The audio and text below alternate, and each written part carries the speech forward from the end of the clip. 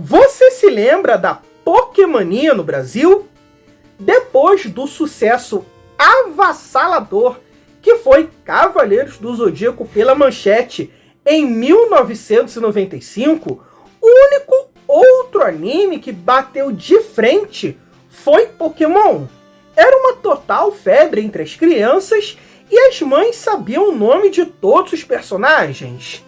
Tudo bem, Dragon Ball e Naruto fizeram sim um grande sucesso. Um sucesso até mais duradouro, que permanece até hoje. Mas uma febre de produtos só Pokémon e Cavaleiros do Zodíaco conseguiram.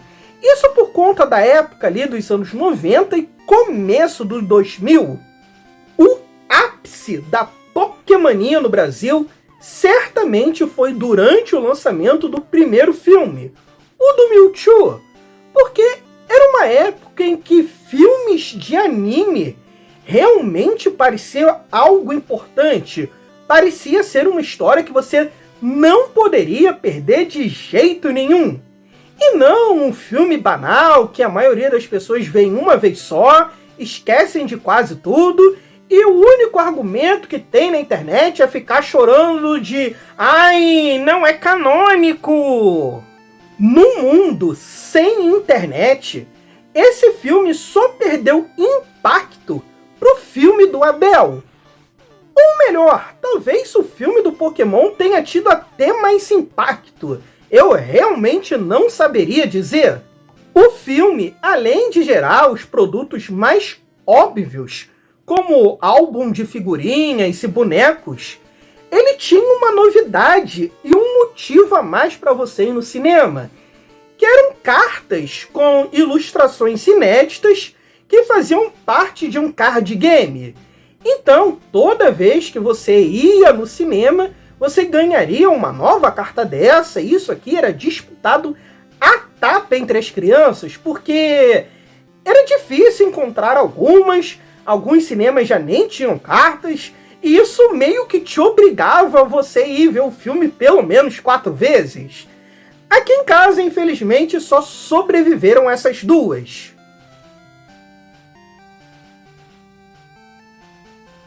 Quando digo que talvez esse filme tenha tido mais impacto que o filme do Abel, é porque ele chegou até mesmo furar a bolha.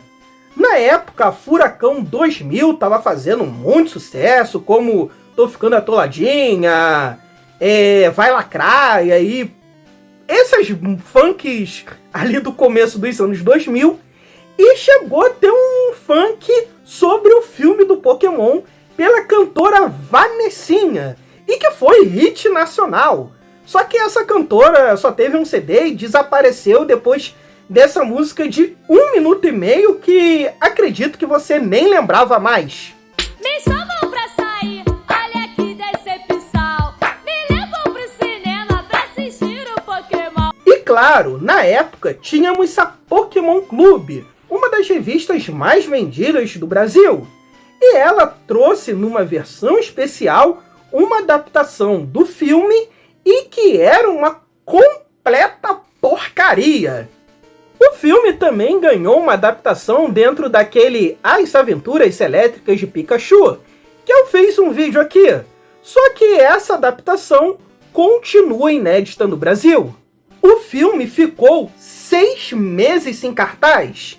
E na época das VHS, esses filmes que ficavam muito tempo no cinema, eles custavam a sair nas locadoras, e quando saía, eles não paravam também lá, era muito difícil de você alugar.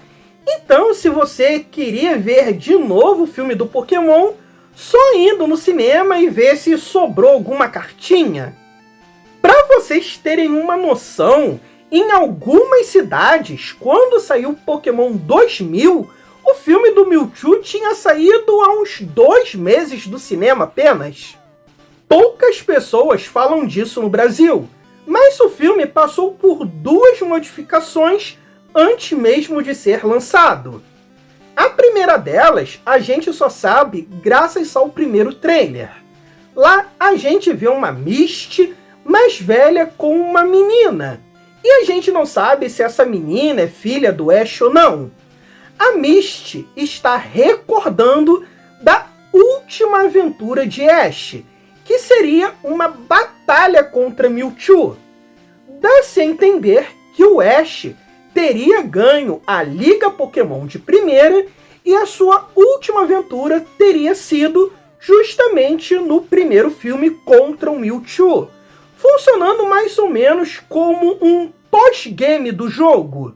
Como o anime estava fazendo muito sucesso e uma segunda geração de jogos já estava em produção, já estava quase finalizado, eles resolveram modificar a história.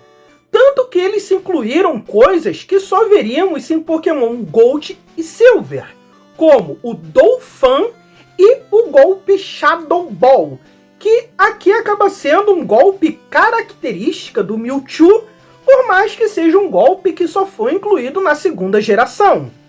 Existe uma fake news famosa por aí, rodando pela internet há um tempo, dizendo que quando fomos no cinema, a cabeça das crianças se explodiram porque apareceu o Dolphin, que era um Pokémon fora dos 150. Só que isso é uma mentira deslavada. Quando esse filme passou aqui, Pokémon Gold e Silver já tinha saído e todo mundo já conhecia os Pokémons novos, eles já estampavam todas as revistas que conhecíamos, passava até mesmo a informação deles antes da exibição no programa da Eliana, então não foi surpresa nenhuma pra gente. Foi sim a primeira vez que vimos aquele Pokémon, mas também não foi uma coisa nova de ai meu Deus. Até porque o anime do Pokémon aparece a Togepi e o Ho-Ho antes mesmo de sair a segunda geração. Pokémon exclusivo do anime não era tão novidade assim. Esse lance de as crianças surpresas por conta do Dolphin só aconteceu lá no Japão e talvez de algumas crianças mais desinformadas e burrinhas dos Estados Unidos. Aqui no Brasil isso definitivamente não aconteceu. Isso é pauta copiada da gringa que o youtuber brasileiro adora plagiar. A segunda mudança, ou melhor, a não mudança, é que esse filme se passaria após o episódio 67. Tanto que ele e os 2 episódios anteriores contêm pequenas cenas do filme. Só que todo mundo conhece o caso do episódio do Porygon, aquele episódio que foi banido. Só que o que ninguém comenta por aí é que por conta desse incidente, Pokémon ficou em hiato por 4 meses na TV japonesa. O episódio em questão, que era o número 38, foi ao ar em 18/12/1997.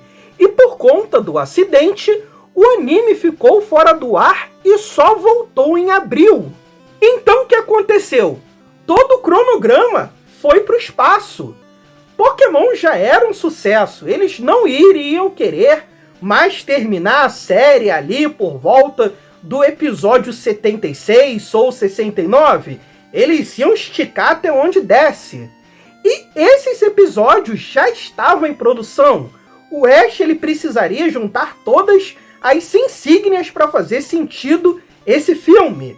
Só que não tinha como fazer outra coisa, não tinha como você agilizar a exibição e jogar fora aqueles todos episódios que já estavam quase finalizados. Mudar a data do filme, toda a logística que ele envolve, poderia custar milhões de prejuízo.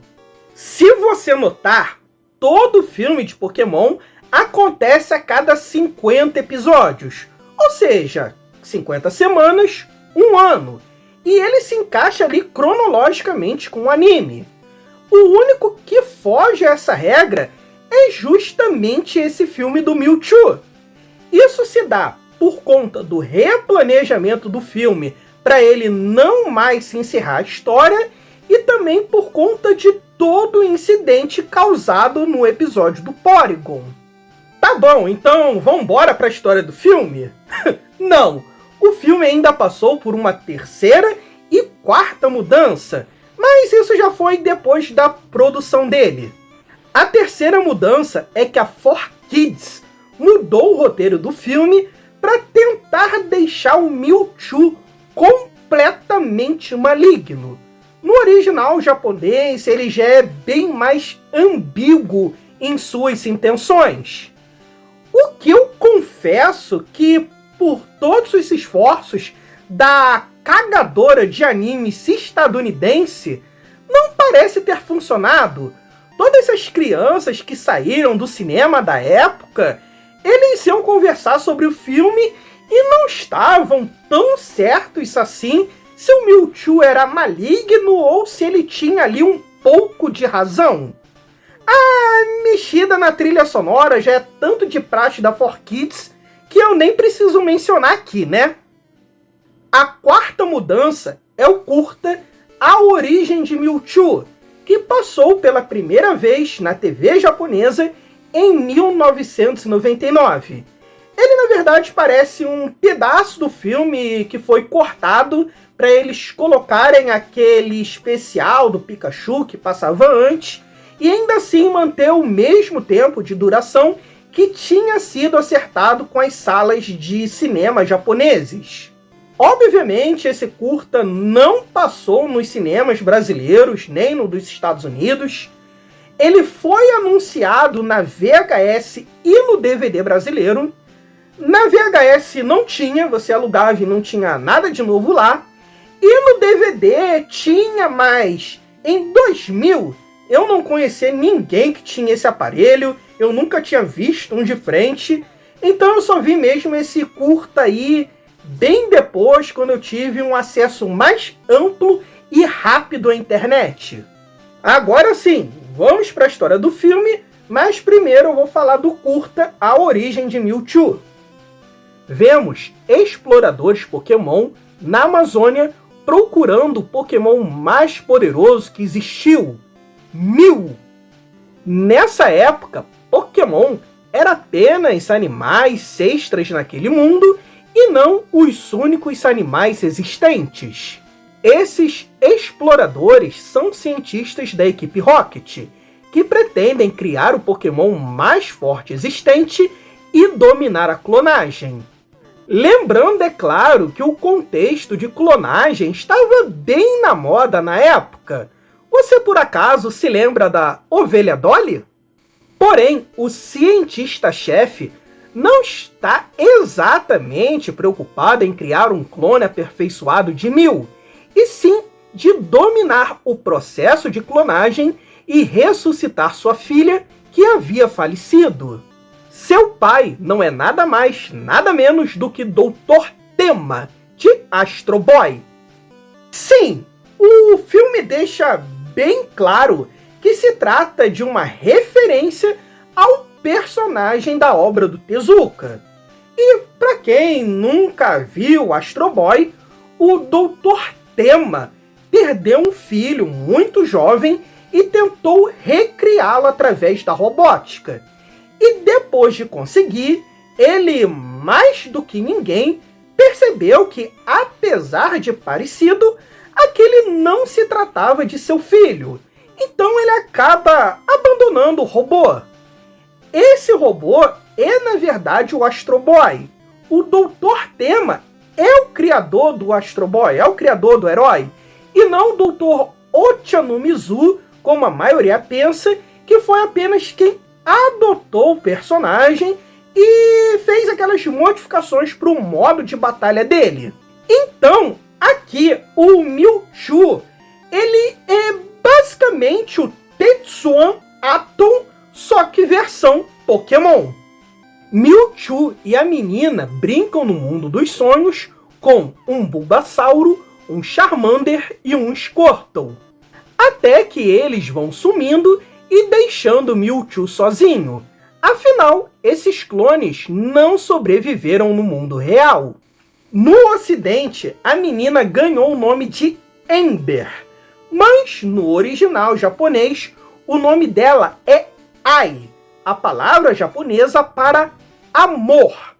Então, a morte dela significa para Mewtwo a perca do amor ao próximo.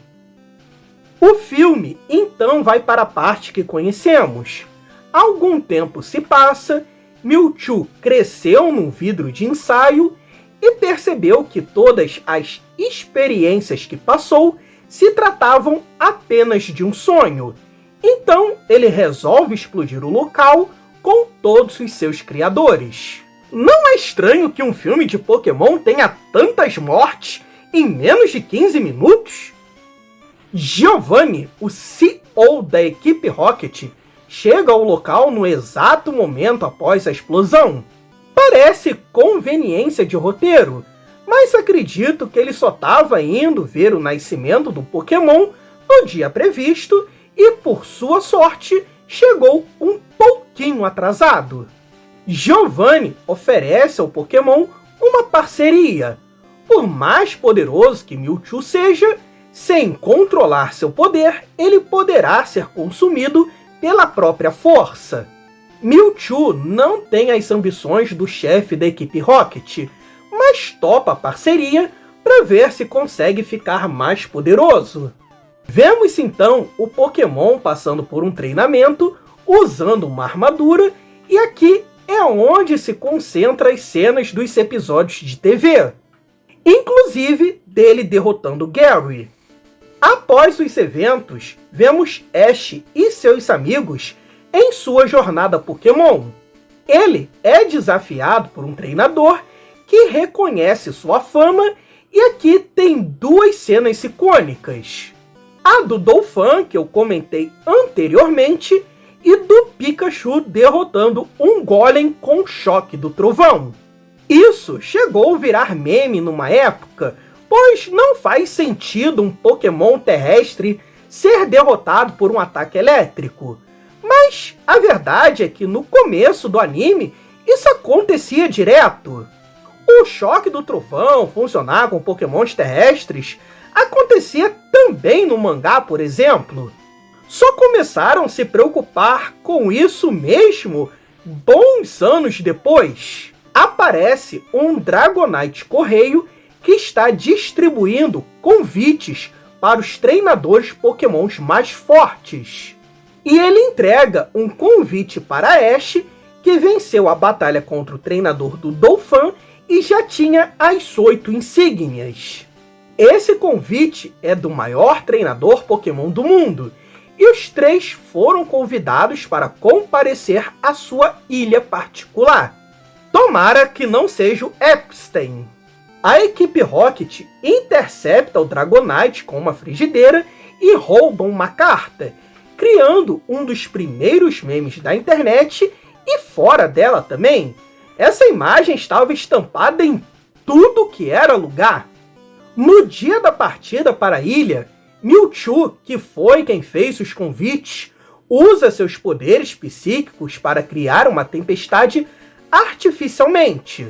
Hoje, eu apenas vejo como se ele tivesse usado o ataque Rain Dance, que também seria introduzido na segunda geração de jogos. Como nesse filme ele já usaria Shadow Ball, que ficou parecendo que era o seu golpe marca registrada, para mim faz todo sentido essa minha teoria. Com a tempestade, os treinadores escolhidos ficaram presos no porto, mas eles querem embarcar assim mesmo. As autoridades proíbem, é perigoso demais, porém esse é claramente mais um teste do qual só os mais poderosos treinadores Pokémons poderão chegar à ilha. Ou pelo menos quem tem Surf e Fly, né? Vários treinadores se jogam ao mar com seus Pokémons. Ash e sua turma vão num barco viking que claramente são guiados pela equipe Rocket.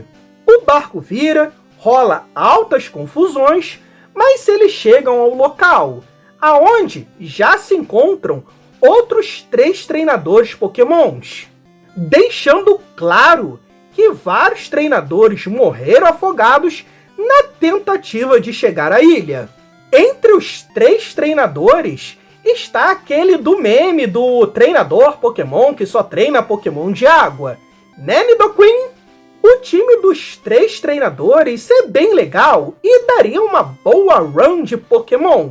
Tá aí lançado o desafio se você gosta dos jogos. Por favor, não pule esse vídeo.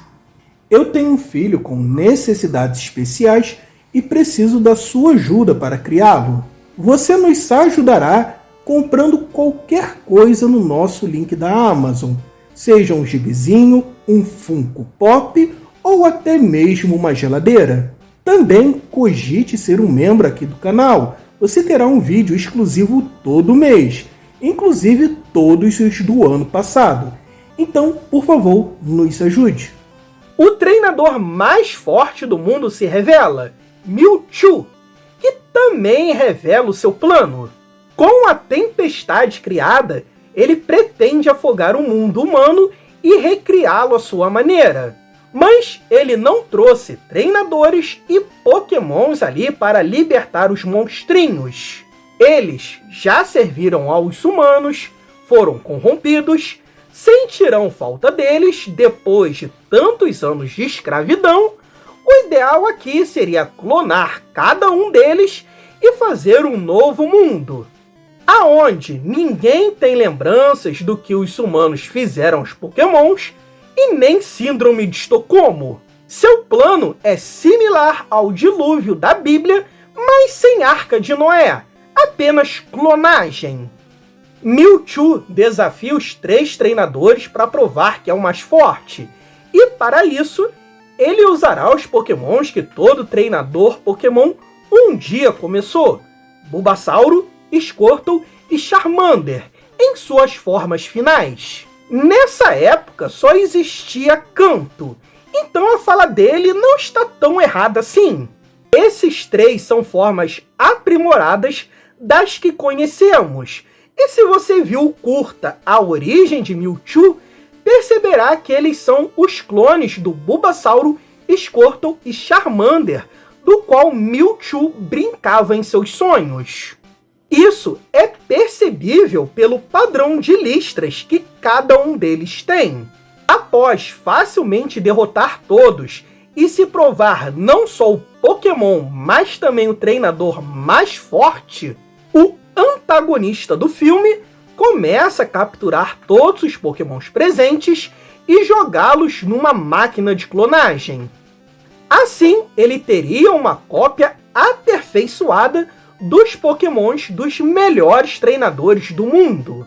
Aqui tem um momento de tensão bem forte, com o Pikachu fugindo das Pokébolas, já que ele odeia ficar preso em uma, e ele sendo capturado e clonado, até ser salvo por Ash. Essa é uma das pouquíssimas vezes que Pikachu fica numa Pokébola, a segunda para ser mais exato, sendo a primeira no primeiro episódio da série. E, sinceramente, eu nem lembro de uma terceira. Ash acaba destruindo a máquina de clonagem, liberando todos os Pokémons capturados, mas não a tempo. Todos eles já tinham sido clonados. Nosso herói então retorna, triunfante, aonde Mewtwo estava, com todos os Pokémons resgatados ao seu comando, e desafia o antagonista para uma batalha. Originais versus clones? Não. Ash teve a brilhante ideia de partir para cima e dar um socão no ser com forças para destruir a cidade em que eles estavam há bem pouco tempo atrás. Ele é arremessado para longe, mas antes de se chocar contra uma parede e ir jogar no Vasco, ele é salvo por uma bolha rosa. E Mew, que estava observando escondido até o momento, se revela e desafia a sua versão do Chopi. Agora sim, temos o embate total de originais versus clones. A luta dos Pokémons lendários é épica, mas a dos Pokémons normais é triste, é sem emoção, é doloroso enfrentar um outro Pokémon. E os personagens reforçam isso. É muita crueldade colocar dois seres vivos para lutarem contra as suas vontades. A equipe Rocket, inclusive, deseja nunca mais batalhar. Então o filme tá indo contra a premissa de Pokémon, que é muito divertido capturar e retirar um animal do seu habitat natural, fazer rinha legalizada de bichos é muito divertido? Tá me dizendo que os animais deveriam viver na natureza, longe do convívio dos humanos? Tá me dizendo que o N sempre teve razão? Sim, sempre teve mesmo. Ninguém aguenta mais ver tanto sofrimento. Os Pokémons estão preparados para lutar até desmaiarem. Alguém precisa fazer algo. Então, nosso menino Ash entra no meio da batalha dos Pokémons lendários, implorando para pararem de lutar e acaba se vascando no meio do confronto. Óbvio, né, moleque? Burro pra caramba! Segunda vez já? Queria o quê? Começa então mais uma cena que ficou famosa e que também virou meme, do Pikachu tentando reanimá-lo e não conseguindo. Cena essa que levou milhares de crianças ao choro no cinema, inclusive eu. Quem já viu um bichinho falecendo por um acidente e vê um outro bichinho que é companheiro dele tentando animá-lo, vai acabar se emocionando novamente se ver esse filme e ver essa cena do Pikachu, porque essa cena, por mais boba que ela seja, ela realmente é muito bem feita e mimetiza bem o que os animais fazem na vida real. Eu que já tive essa experiência aqui em casa, eu acabei me emocionando de novo. Não chorei, mas consegui ver o impacto real que ela tem e que quem criou essa cena provavelmente estava pensando nisso. Os bichinhos de verdade, depois de um tempo tentando animar o amiguinho, eles acabam deixando pra lá. Eu acredito que é porque eles não conhecem o conceito de ressurreição, que é um conceito fantasioso. Então eles acabam aceitando a morte de forma muito mais natural do que a gente. Mas não é o que acontece no filme. A lágrima de todos os Pokémons é absorvida pelo corpo de Ash, que ressuscita exatamente como na vida real. Com a atitude do nosso herói, Mewtwo repensa suas atitudes. Seus clones também não querem mais lutar. Ele não precisa ser um Pokémon destrutivo só porque nasceu assim. Ele tem liberdade para fazer o que quiser e prefere dar um mundo de paz àqueles clones. Então, ele leva todos eles para um lugar distante e apaga a memória dos nossos heróis, que é sempre o pior tipo de final possível. Parecer que tudo não passou de um sonho. Eu odeio isso. Quando eu vi esse filme pela primeira vez, lá em janeiro de 2000, ele foi muito impactante e com certeza foi um dos momentos mais épicos da minha infância. E quando eu cheguei na quinta série, naquele mesmo ano, lá em março, o filme ainda era o principal assunto da garotada. A gente estava debatendo sempre esse filme e a segunda geração de Pokémon. Até a gente, pouco a pouco, fingir que não se interessava mais por essas coisas de criança. Mas a verdade é que durante toda a quinta série, eu era conhecido como o garoto Pokémon, eu era o maior especialista, eu era o maior colecionador. E não, eu não vou meter essa que eu jogava os jogos de Game Boy. Não, de maneira nenhuma, eu não era playboyzinho igual esse, ou então, também não sou esses mentirosos de YouTube, sabe? Os meus videogames da época eram um Atari e um Super Nintendo recém-ganho no Natal de 1999. Jogar Pokémon foi muito depois, acho que só em 2003. Hoje, apesar de ainda gostar do filme, eu acho ele bem inferior ao que eu lembrava. Eu acabei curtindo muito mais, por exemplo, o filme do Lugia, que na época que eu assisti no cinema, eu nem tinha gostado tanto assim. As mudanças de roteiro pela 4Kids, tentando deixar o Mewtwo mais ambíguo, prejudicou bastante o filme, meteu um monte de frase de efeito genérica na boca do antagonista e, cara, ficou muito piegas. Mas, verdade seja dita, na infância isso não fazia a menor diferença.